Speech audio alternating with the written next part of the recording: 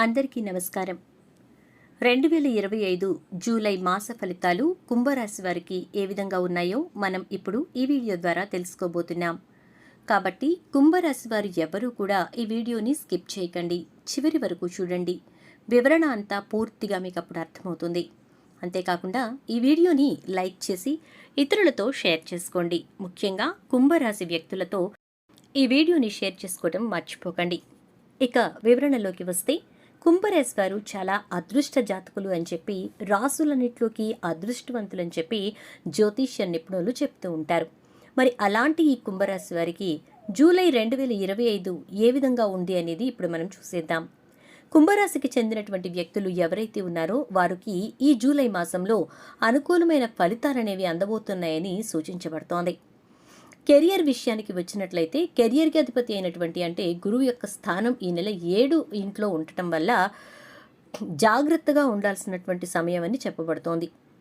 ఇక ఈ కుంభరాశి వారికి ఈ విషయంలో అంటే కెరియర్ విషయంలో కాస్త ఇబ్బంది కలిగించేటటువంటి పరిస్థితులే కనిపిస్తూ ఉన్నాయి.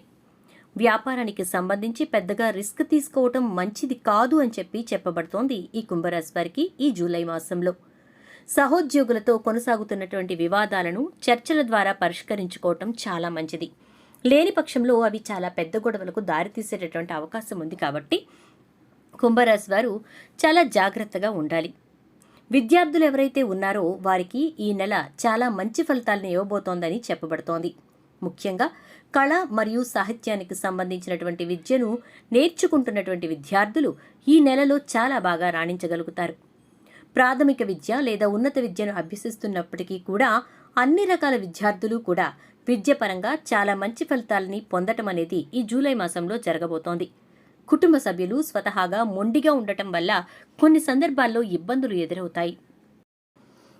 అయితే ఈ యొక్క జూలై మాసంలో తోబుట్టువులతో సంబంధాలు కొద్దిగా బలహీనపడేటటువంటి సూచనలు ఉన్నాయి. ఈ నెలలో ఇంట్లో ఉపయోగకరమైనటువంటి వస్తువుల్ని ఇంటికి తీసుకొచ్చేటటువంటి పరిస్థితులు కనిపిస్తూ ఉన్నాయి. తోబుట్టువులతో సంబంధాలు బలహీనపడతాయి. కాబట్టి ఏవైనా చిన్న చిన్న వివాదాలు వచ్చినా మీరు సర్దుకుపోవటానికి ప్రయత్నించండి. ఎట్టి పరిస్థితుల్లోనూ వాటిని బలపడనివ్వకండి.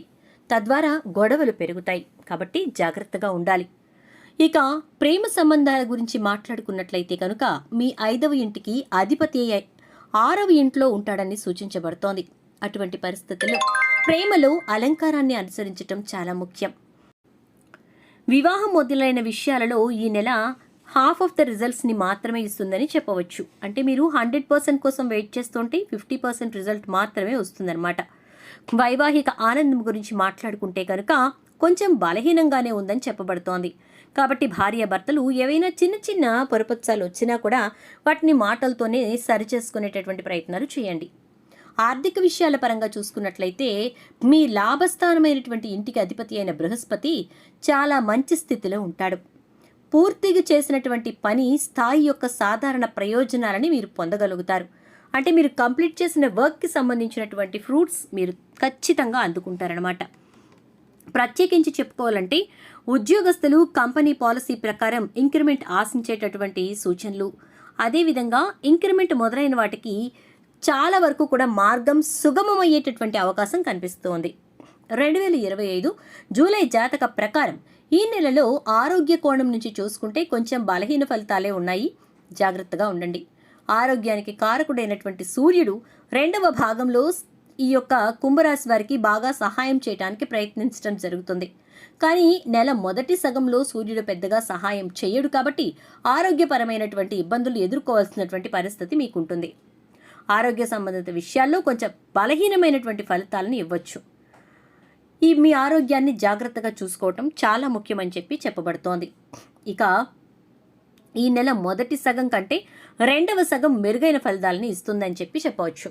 కుంభరాశి వారికి శని యొక్క ప్రభావం అనేది చాలా వరకు అనుకూలిస్తుంది. కొన్ని అననుకూల పరిస్థితులు ఏర్పడినప్పటికీ కూడా శని ప్రభావం వల్ల చాలా వరకు అనుకూలమైనటువంటి ఫలితాలని పొందుతారు. అలా పొందాలి అంటే మీరు చేసుకోవాల్సినటువంటి జూలై మాసంలో పరిహారం ఏంటంటే, హనుమాన్ చాలీస క్రమం తప్పకుండా చదవండి. ఇలా చేస్తే కనుక రాబోయే విపత్తుల నుంచి కానీ, ఇబ్బందుల నుంచి కానీ, అదేవిధంగా కష్టాల నుంచి కానీ మీరు ఈజీగా బయటపడగలుగుతారు. ఒకవేళ ఏదైనా ఆర్థికపరమైన ఇబ్బంది వచ్చినా చాలా వరకు దాన్ని దాటుకోగలుగుతారు. దీంతో పాటుగా మీకు వీలైన ప్రతిసారి శివాలయానికి వెళ్ళి నవగ్రహారాధన చేసుకోవడం అస్సలు మర్చిపోకండి. శివునికి రుద్రాభిషేకం చేయించుకుంటే ఇంకా మంచిది. శుభం. వీడియో నచ్చితే తప్పకుండా ఒక లైక్ చేసి వీడియోని అయితే షేర్ చేసేయండి. అలాగే ఛానల్ని సబ్స్క్రైబ్ చేసుకోండి. పక్కనే ఉన్న బెల్ ఐకాన్లో ఆల్ ట్యాప్ చేయడం అస్సలు మర్చిపోకండి. Thank you.